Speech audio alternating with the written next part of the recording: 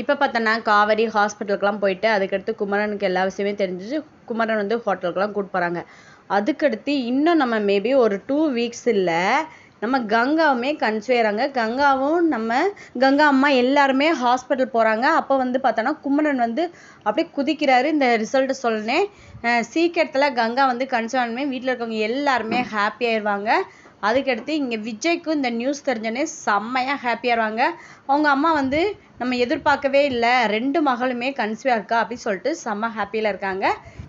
தாத்தா பாட்டி எல்லாருமே என்ன சொல்கிறாங்கன்னா, நம்ம காவேரி வந்து கன்சீவாக இருக்கிறப்ப ரொம்ப இந்த மாதிரி நீ கன்சீவாக இருக்கிறப்ப நீ அங்கே இருக்கிறது நல்லா இல்லை, நம்ம வீட்டுக்கே வந்துடுமா, என்னதான் இருந்தாலும் எங்களோட வாரிசு நாங்கள் பார்த்து பார்த்து வளர்க்கணும் அப்படி சொல்லிட்டு அவர் ரொம்ப ஹாப்பியாகிறாங்க. தேவையானதெல்லாம் செஞ்சு கொடுக்குறாங்க. பாட்டி செம்மையாக இருக்காங்க. இதெல்லாம் பார்த்துட்டு எப்பயும் போல் அந்த ராகினி செம்மையாக டென்ஷன் ஆகி, என்ன எல்லா பிரச்சனையும் முடிஞ்சிச்சுன்னு சொன்னால் இவங்க சந்தோஷமாக இருக்காங்களே அப்படி சொல்லிட்டு செம்மையாக வயிறறிகிறாங்க. வழக்கம் போல் நம்ம ராகினி.